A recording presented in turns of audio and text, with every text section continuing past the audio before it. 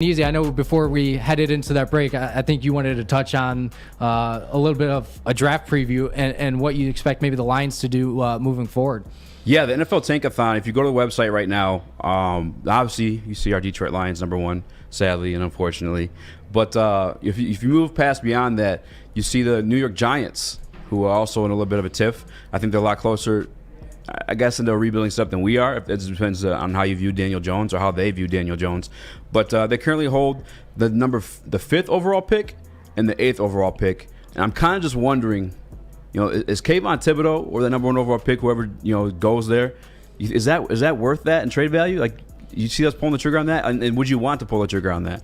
I feel like you almost have to look to people who've been comparable to. I look at what the Browns did a couple of years ago when they took Myles Garrett. Thibodeau could be someone of that player, or even Aidan Hutchinson at Michigan. Like, he's definitely making his case for why he should be the #1 pick. So I do believe you can have that defensive difference maker that can truly affect the team. And let's be honest, like, this is something that we've been calling for a long time now. I think what you were maybe talking about a little bit is trading back and getting a few extra draft capital out of it, which I honestly don't think you can go wrong with that whatsoever. You could trade down a couple of spots. I mean, you look back to right around the 10th spot, Ajabo, who's a linebacker at Michigan, who's having a standout year. A spot where I think he could be a difference maker if you do choose to go that route. I don't know what Brad Holmes and company is going to want to do, but I don't really think they can truly make a mistake. I mean, that may be just me being optimistic, but there's a lot of different options. There's not this Trevor Lawrence in the draft this year that you have to stick with that #1 pick. And I think that's kind of what you were talking about as well. So they're in the catbird seat. They got a lot of different options that they could do there.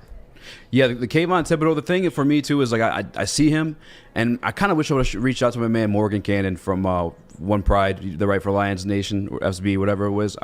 Sorry if I messed with the title on that one, but him and I kind of had a debate a little bit about Kayvon Thibodeau and, like, his value. Because when I look at him, I don't really get, like, Chase Young vibes. I don't really get, like, the premier pass rushing vibes from him. Even when I watch the tape, if you watch his tape, it's a lot of him just running around as defenders. There's not really, like, a lot of pass rush moves or anything like that. He doesn't look physically. I mean, am I wrong? I don't know. Like, am I crazy? I don't see any, like.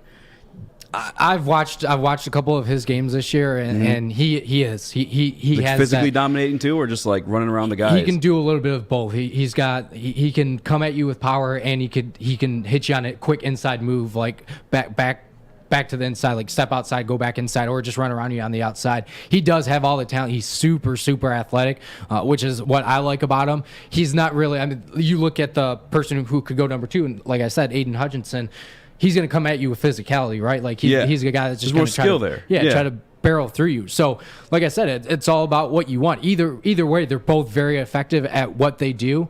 But I think Thibodeau and Hutchinson are the real deal, and that's obviously why they're being talked about as top 5 picks. Yeah.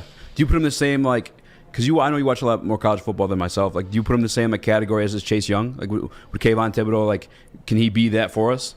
I think so. Yeah, he has that type of. You're seeing it now in college football too, where a lot of these defensive ends, and they're big, but they're, like I said, they're athletic. They're athletic as all can be. They're very, very quick, and they just have brute strength. And that's again, like, we've seen it now. You got Nick Bosa, 49ers. Think about a lot of the good defenses that you see out there. I look at what Matt Judon's doing in New England. Like, a lot of these good defense out there have a very good defensive end. Yeah, absolutely. Alex, I know you watch a lot of college football. Where are you at with Kayvon Thibodeau? Like, is there? Are you sold on him? Is he a Chase Young-esque? Like, can he really change things for this franchise?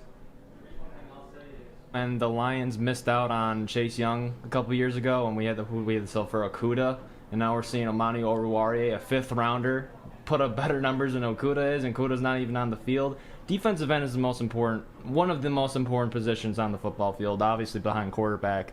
And when you look at Kayvon Thibodeau and his measurables and just with his game tape, like Nick said, he's extremely athletic.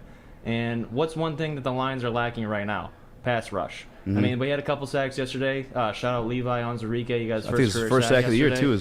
He looks really good. Aleem McNeil, not a guy you've heard his name a lot this season, but I really can see him being a building block of this defense. I can see him being a good run stuffer. And we saw it in last year's draft. Campbell Ohms want to build from the trenches out. And the best player in the draft is Kayvon Thibodeau, and he just happens to play in the trenches at defensive end. Yeah. You got to take on that one, Stick?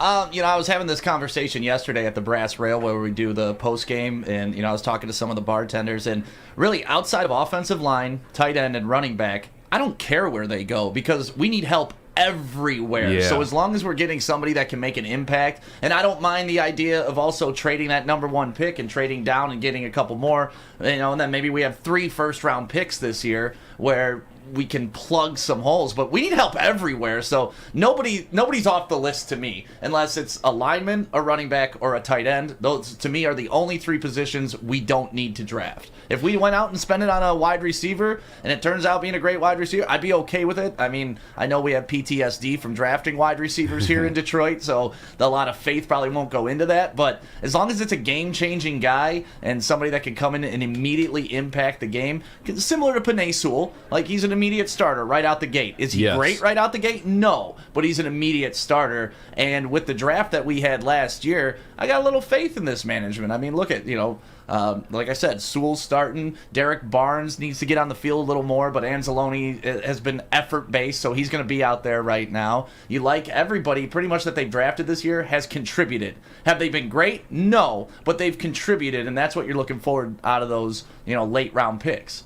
Yeah, because I don't know if I'm getting the same like Chase Young vibes from Thibodeau, and I look at this draft and I agree with you guys' points on the edge rushers. It's absolutely like a cornerstone of a good defense or just turn your franchise around. I mean, look at the Washington football team. They made the playoffs. They had nothing sexy on that offense outside Terry McLaurin. And it was really Chase Young, that defense, pushing them to that point in a very, very, very ugly NFC East. I won't discount that at all. I was going to say, they had a losing record, though. Exactly. They're 7-9. Exactly. You know what I'm saying? But they got to the dance. Right, they did. And that's all you got. If you're in the fight, you got a chance to win it. Exactly. And that's all you can ask for. But I just see I see multiple pass rushers. There's a guy from Purdue named George Carl Fettis. I don't know how to say his name, pronounce it correctly, but obviously you spoke on my man from Michigan, Ojabo, Hutchinson, wherever he goes. I just feel like there's room to trade back. I'm just looking at the New York, but maybe those teams are looking at it the same way too. I mean, I don't know. Yeah, it'll definitely be interesting to see what they do. But I want to flip the script real quick. I mean, looking at this line schedule the rest of the year, you got 6 games left. You got the Vikings, Broncos, Cardinals, Falcons, Seahawks, and then Packers. Do you see this team realistically getting a win?